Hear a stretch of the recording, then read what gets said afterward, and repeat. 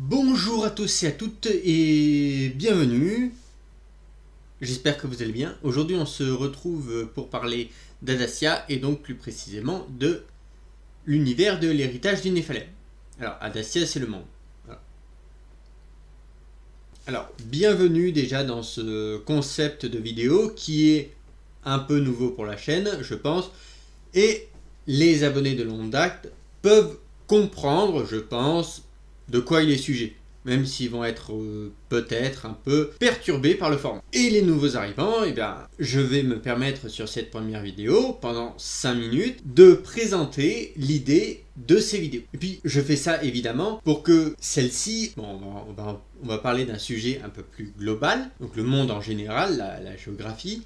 Et puis, pour les prochaines vidéos, eh bien, je vais pas refaire tout le speech à chaque fois, ça sert à rien, on va se faire chier et puis c'est pas le but. Tout d'abord, pour présenter vite fait le concept, je me dis que le meilleur moyen de vous présenter cet univers, qui moi m'a vachement marqué, c'est de s'inspirer des autres vidéos que l'on trouve sur YouTube. Alors, il n'y a pas, pour l'instant, il n'y a que moi, il n'y aura que cette vidéo, à l'heure où je fais cette vidéo, justement, il n'y aura que cette vidéo sur l'héritage du Néphalem.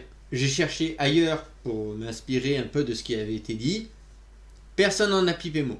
Je suis un peu novice dans ce sujet. Je vais quand même me baser sur des vidéos lore que l'on peut trouver, et notamment sur les vidéos de lore The Witcher, parce que entre l'univers d'Adacia et l'univers de The Witcher, c'est, je pense, la présentation de l'univers est quand même assez similaire. Dans ces vidéos, mon objectif, donc mon intérêt, ça va être de parler d'éléments et d'événements qui sont présents dans les livres. Mais tout d'abord, je vous remercie, vous, la communauté qui m'a suivi pendant 2 ans, qui a suivi le début de ma chaîne, auquel j'ai commencé avec 0 abonnés.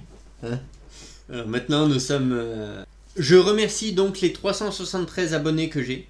Merci d'avoir suivi jusqu'à aujourd'hui mes vidéos et peut-être, enfin j'espère, plus tard, et à tous ceux qui viennent, écoutez, merci. Dans cette série de vidéos, ça va être l'occasion pour moi de partager une nouvelle fois mes connaissances et mon intérêt pour l'histoire à travers l'univers de l'héritage du Néphalem. À un maximum de gens qui seraient intéressés évidemment par l'univers d'Adacia. Alors, je vous parle de l'univers d'Adacia, mais il faut bien se rendre compte que, tout d'abord, ça passe par l'esprit des livres. Et donc, il y a un risque de spoil. Je vais essayer dans les premières vidéos de rester en surface et d'éviter d'aller directement au fond en parlant de tous les personnages, de toute l'histoire et tout. Voilà. Donc, c'est pour ça que j'ai conseillé de vous renseigner sur l'univers. Donc, si vous considérez être intéressé par cet univers, écoutez, la meilleure chose à faire, c'est encore une fois de lire les livres. Donc ces vidéos, elles vont parler du lore de l'héritage du Néphalem, donc principalement des livres, puisque films, jeux ou autres, il n'y a pas. Peut-être Netflix, d'après ce que disait l'auteur, qu'il est allé voir à Villefranche-de-Ouergue, qu'il avait vu les représentants de Netflix pour un tournage qui recherchait des figurants, et il a présenté son œuvre, qui à l'époque s'appelait La guerre de succession, tome 1. Alors ça, je vous en reparle après. Alors, l'héritage du Néphalem, donc, est l'œuvre de Sébastien Garmin que je vais essayer de présenter.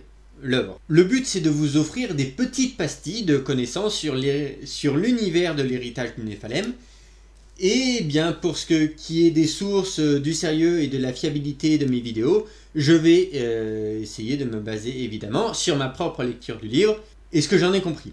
Alors, des livres, parce que je les ai lus énormément de fois, oui, parce que ce n'est pas en lisant une fois le livre que je vais pouvoir vous faire une vidéo. Alors, la guerre de succession tome 1, que vous voyez à l'écran, voilà, sert un peu de présentation, une sorte d'introduction au monde. Après, c'est le premier livre en fait qu'il a sorti, et après, il a écrit l'héritage du Néphalem, tome 1 et tome 2. Alors, je vais aussi essayer de différencier ce qui reste une théorie qui se base sur ma propre lecture du livre et ma propre interprétation. Ce qui sera validé ou non dans les prochains tomes. Puisque dans les livres, il y a beaucoup d'éléments qui sont sujets à interprétation, et donc parfois, je vais tout simplement donner un avis qui est peut-être un peu subjectif par rapport à tout ce qui est dit et écrit dans les livres. Donc dans ce cas-là, j'essaierai quand même de préciser que ça reste quand même mon avis. Évidemment, comme vous l'aurez compris, je pense, je suis juste un fan qui est intéressé et qui veut partager mes connaissances sur les livres. On n'est donc pas à l'abri que je raconte des conneries absolument monumentales, et dans ce cas-là, écoutez, les commentaires sont bien sûr bienvenus pour donner votre avis ou les corrections qui seraient nécessaires sur ce que je dis. Évidemment, toujours de façon polie et argumentée. Merci. Cette intro étant donc terminée, on va enfin pouvoir s'attaquer au premier sujet de cette série de vidéos, le monde où se déroule l'histoire, donc Adastia. Alors vous aurez compris que c'est un univers de fiction dans lequel tout se déroule. Alors ça risque d'être un épisode et les suivants un peu complexes parce qu'il va y avoir beaucoup de noms que je vais donner, beaucoup d'éléments que je vais essayer d'illustrer avec les images que j'ai pu générer par IA. Donc ça va être peut-être un peu lourd si vous n'avez pas lu les livres, mais il faut bien commencer quelque part. Alors je vais essayer de rester simple et de ne pas trop entrer dans les détails, et je reviendrai de façon plus précise sur chaque élément dans les vidéos suivantes. Alors pour ce qui est de la géographie, alors là on trouve la carte d'Adastia, le monde où tout se déroule. On voit qu'il y a tout simplement, la chose qui ressort le plus, c'est le continent glacé en bas que vous avez, donc l'immense bloc de glace, un peu de bloc de glace en haut, et surtout 3 continents, continent Haroldinson, continent Invenson, continent Egerson, et l'île Arène bien sûr. Alors, il n'y a rien à dire sur le continent Haroldinson, sinon qu'il a l'air gelé, et le continent Invenson, ça reste ma propre théorie, mais je dirais que c'est une terre volcanique. Terre rouge, voilà. Et bien entendu, l'île Arène au milieu, qui est assez étrange. Alors c'est pas expliqué dans les livres, mais peut-être que c'est dû à l'impact d'une météorite, peut-être pas, j'en sais rien. Mais si beaucoup de choses vont se dérouler sur l'île Arène, que nous avons là en plein milieu, il n'y a pas trop de choses à dire, comme vous le voyez, il n'y a rien dessus. Par contre, pour le continent Egerson, hop là, alors, le continent Egerson, il y a plein de choses à dire dessus. Notamment, déjà, on voit que c'est une sorte d'île qui est partagée entre plusieurs royaumes. Déjà, on va faire simple. En plein milieu, on voit un volcan, le Grand Cracheur, comme ils appellent ça. Ensuite, nous avons au nord la péninsule vampirique. Ensuite, Clairtocim, qui est le domaine des elfes solaires, je vais y arriver. Le bois des jeux, où se déroule la deuxième épreuve. Alors, je reviendrai dans d'autres vidéos sur ce que c'est que la deuxième épreuve. Voilà. Et le portail par lequel viennent les humains. Donc, ensuite, nous avons le château Egerson, donc qui est un château normal en fait. Mais l'espèce de petite pince que vous voyez dépasser, c'est en fait la tour de vision. Alors j'expliquerai plus tard ce que c'est que la tour de vision, qui est très importante aussi dans l'histoire. Nous avons 4 villages, donc Pantilium, Ardanis, Hurle et Milton, qui globalement, pour l'instant, à l'heure auquel je vous parle, ne sont pas développés. On sait qu'ils existent de par la carte, mais le reste, je ne sais pas. Alors ensuite, nous avons Dashur. Alors Dashur, c'est ça qui est marrant, c'est que Dashur est une ville qui est censée être la ville naine, comme on voit ici l'entrée dans les montagnes. Mais le nom Dashur vient en fait de l'égyptien, puisque Dashur est une nécropole. Peut-être a-t-il voulu mettre le fait que les nains vivent dans la montagne, donc entre guillemets sous terre, et le fait que Dashur est une nécropole, je sais pas. Alors ensuite, donc, il a appelé les montagnes les monts du fer. Et nous avons Sombresim. Alors Sombresim, ce qu'il faut savoir, c'est que c'est l'inverse de Clairtocim. Alors l'inverse, parce qu'on voit un gigantesque trou ici. Et si c'est l'inverse de Clairtesim, c'est qu'à mon avis, il doit y avoir un arbre en dessous. Et nous avons au nord, en fait, la péninsule vampirique. Voilà. La péninsule vampirique, il faut savoir que ce sont les vampires qui se sont abrogés une partie du territoire. Ils ont décidé de prendre une partie du territoire pour eux. C'est comme Sombresim, c'est comme Clairtesim, et Dashur, c'est pareil. Donc nous avons ici Clairtesim. Clairtesim, comme on peut le voir sur l'image précédente, voilà, ici, c'est un gigantesque arbre. Arbre que l'on retrouve justement ici. Voilà. Je vais essayer de mettre en parallèle.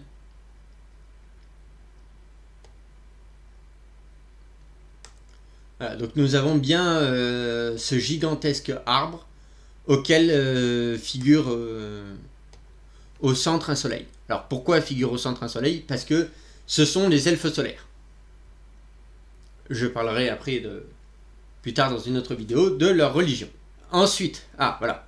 Donc ici nous avons Sombresim. Sombresim, comme on voit, c'est un trou. C'est un gigantesque trou avec des sortes de montagnes autour. Alors peut-être que ce que l'on voit au loin, ce sont les monts du fer. À mon avis, c'est ça. Ce sont des images générées par IA, donc au cas où, on va dire que ce qu'on voit derrière ici, ce sont les monts du fer. Donc on voit bien que Sombresim, alors c'est marrant parce que ça correspond pile poil, c'est un trou. Alors ce qui est marrant, c'est que Clairtesim, clair, et Sombresim. Ensuite, voilà. Ici nous avons Dashur. C'est l'idée que j'avais de Dashur. Alors ça aussi c'est Clairtesim. Voilà, Dashur, la porte de Dashur, voilà, avec bien les écritures naines dessus, qui sont différentes bien sûr des écritures Aegirson. Oui, parce qu'on appelle ça le continent Aegirson parce que c'est le continent des Aegirson. Alors je reviendrai après sur qui sont les Aegirson et que sont les Aegirson. Alors on va revenir un peu, voilà, ici une image que je trouve assez pertinente. Clairtesim, encore une fois, on retrouve bien le symbole du soleil et l'arbre gigantesque.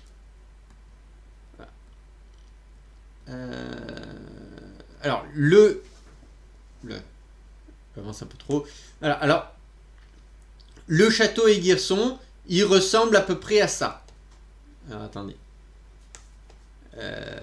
Hop là, c'est pas très visible, mais je fais de mon mieux. Voilà. Donc le château Aegirson ressemble à peu près à ça. Alors bien sûr, il faut savoir que le donjon que vous avez au milieu, il est normalement au centre et surplombé par la tour de vision. Alors ça c'est un vampire. Alors c'est normal qu'il fasse la tête parce que c'est un vampire. Et pour revenir en fait sur les vampires, voilà à peu près à quoi ressemble la péninsule vampirique.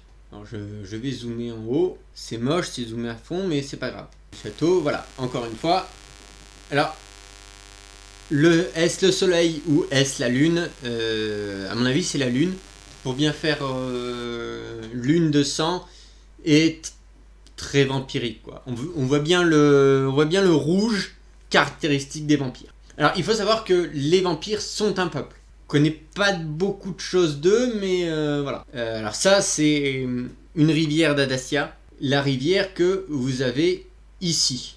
Alors, donc on voit bien que c'est entouré de montagnes, et donc les monts du fer. Alors, ce qui est marrant, c'est que cette carte date du deuxième bouquin, enfin, du deuxième livre. Deuxième livre, parce qu'on a un premier lac ici qui est naturel, et on a un deuxième lac qui est artificiel. Alors artificiel pourquoi? Parce qu'il a été créé par le personnage principal et sa fiancée. C'est-à-dire que lui il a fait le trou et elle a rempli d'eau. Voilà, encore un paysage d'Adastia pour les plaines. Un autre paysage avec les plaines aussi. Ah voilà, le fameux portail. Ici, je vous avais dit, voici le portail de lequel viennent les humains. Et ce portail, nous l'avons là. Alors c'est une arche de pierre, auquel il n'y a rien de spécial dedans. Sauf que au début et à la fin de l'année, elle se couvre de pouvoir. Le pouvoir, ça aussi j'expliquerai plus tard. Mais ce qui donne ce bleu caractéristique.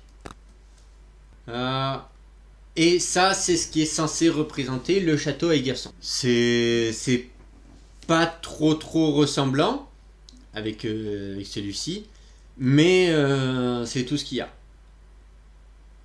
Voilà, encore la photo du même château. Alors ce qui est marrant, c'est que le château là, il est en Espagne. Alors vous imaginez bien, alors même si il est en apparence moderne, le château tombe en décrépitude.